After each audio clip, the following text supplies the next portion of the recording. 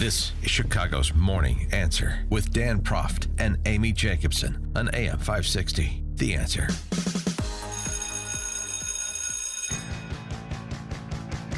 They got the beat, the campus beat, the campus beat. Yeah, the campus beat. Top of the morning, Dan, and in for Amy this morning is Carol Roth. You see her frequently on Fox and Fox Business. Also, check out her podcast, The Roth Effect. And check this out, what's going on college campuses writ large. Are we de facto overturning Brown v. Board of Education? Is it the left's desire that we go back to the era of Plessy v. Ferguson, separate but equal? It's remarkable. I thought the point of the civil rights movement and about people living in harmony with one another was integration. But what's happening on college campuses segregation by design. This is the topic of a study that was done by the National Association of Scholars and an op-ed in the Wall Street Journal by the head of NAS, Peter Wood, frequent guest of ours. In the past 2 years, the National Association of Scholars surveyed 173 colleges and universities, public and private, all 50 states. 46% of schools segregate student orientation programs. 43% segregate residential arrangements. 72% segregate graduation ceremonies. Though the arrangements are ostensibly voluntary, students can't easily opt out. The social pressure to conform is overwhelming.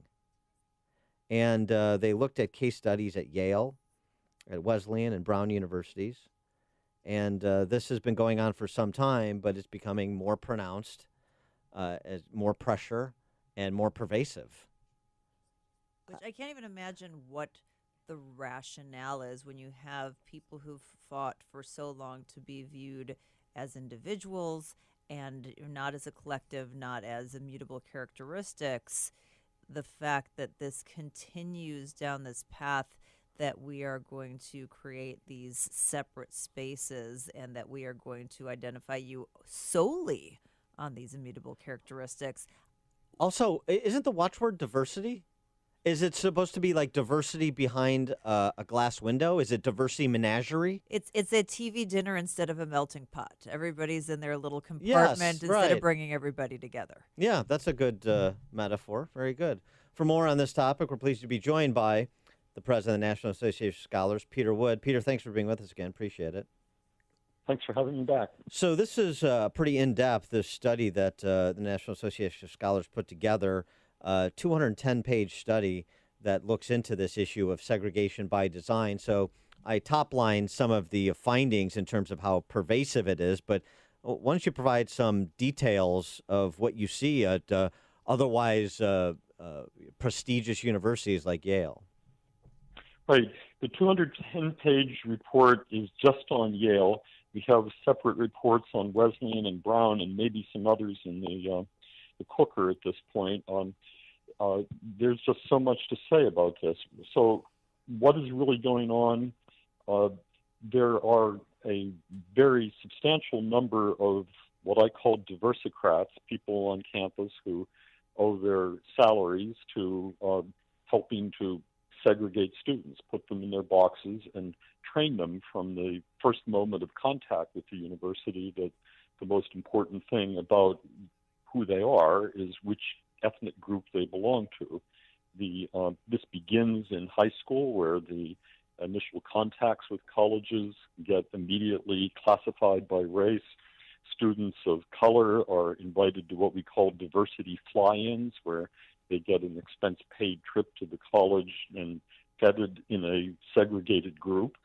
If they are admitted to the college immediately classifies them by race and treats them differently. So you mentioned the different student orientations. Typically, students of color are invited to campus a little bit before the other students. They're put in a special group and treated from the get-go as members of a race.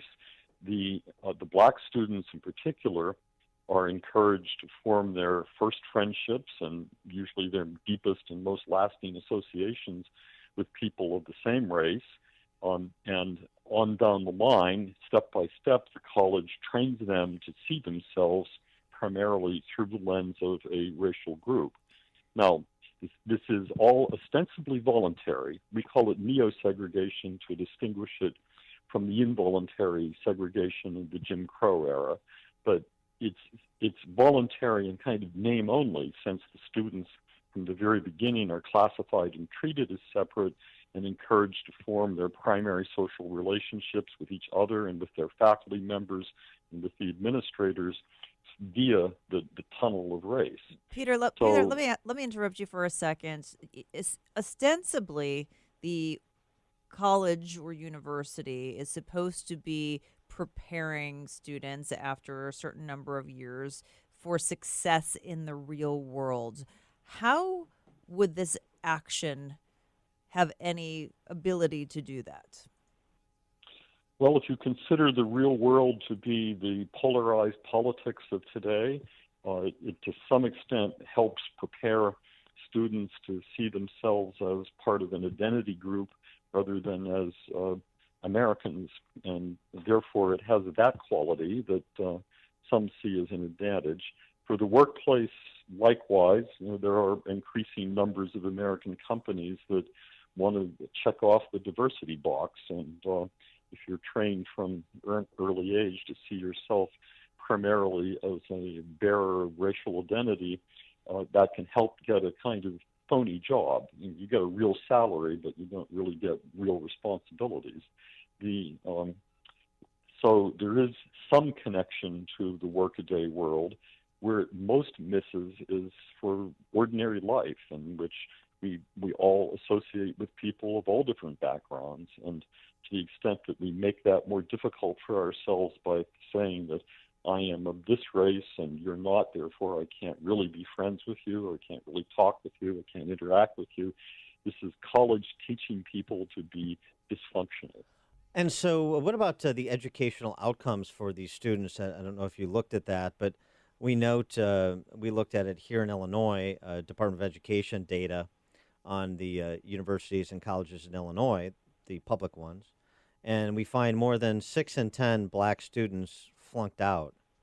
In point of fact, at two public universities, Northeastern Illinois and Chicago State, 9 in 10 black students who enrolled failed out.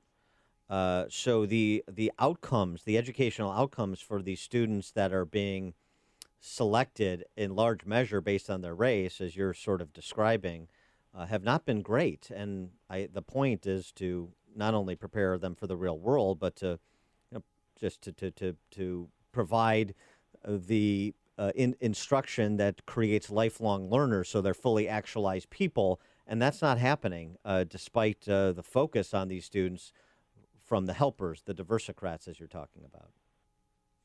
This has been going on for a long, long time. We took our study back to the early 1960s when colleges and universities first got interested in doing their part for the civil rights movement, and they thought the way to do that was to increase the number of black applicants or black matriculants, regardless of their preparation or ability. And right away, the numbers of students flunking out skyrocketed. We found at Yale by 1966, more than a third of the first-year Yale students who were admitted in this fashion failed. And that failure rate continued on through the second and third years until the numbers of especially admitted students were almost minimal. And that's at the elite colleges that can presumably get the best of the best.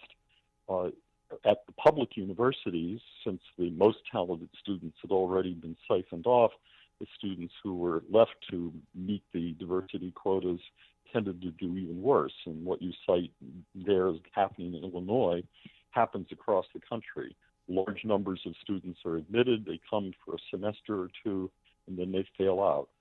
And it's largely an indictment of K through 12 systems, specifically in big urban centers that are disproportionately have disproportionately high minority populations. So it's sort of the cycle from K through post-secondary education. But the entire philosophy of the diversicrats is harming their intended beneficiaries, or those who say are their intended beneficiaries, from beginning to inexorable end. Right. They're worse off than if they hadn't attended any college because they come out with student debt, and the student debt doesn't go away.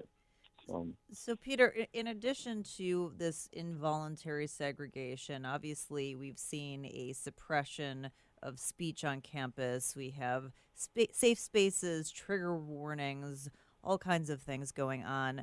What does this do in terms of our ability to compete globally when these are the types of activities and issues that we are feeding to the students during their college years? Well, I think increasingly American colleges and universities are turning themselves into a laughing stock for the rest of the world. Other countries don't do this. The glories of American higher education are the STEM fields, and they are not where you see a lot of this experimentation taking place. In the event the students enroll, if they stay, they're going into soft fields, or they're going into the studies, Afro-American studies, Caribbean studies, you name it. The effect of this is that a large portion of American higher education is sacrificing its international reputation. Increasingly, the international students who used to come here are going to other countries. They want to be in English-speaking countries. They go to Australia. They go to Britain, and so on. We're not making a good choice as far as competing for students, but we're also sacrificing our capital, our human capital, and the people who should be prepared for the workforce in one way or another are being misprepared by being treated as bearers of racial identity rather than as individuals who have something to learn and something to contribute. He is Peter Wood. He's president of the National Association of Scholars. Check out his op-ed, Segregation by Design on Campus. I'll tweet it out as well. Peter, thanks as always for joining us. Appreciate it. Thank you. Bye-bye. And you joined us on the Turnkey.pro answer line. It's what Chicago is talking about. It's Chicago's Morning Answer with Dan and Amy on AM 560. The Answer.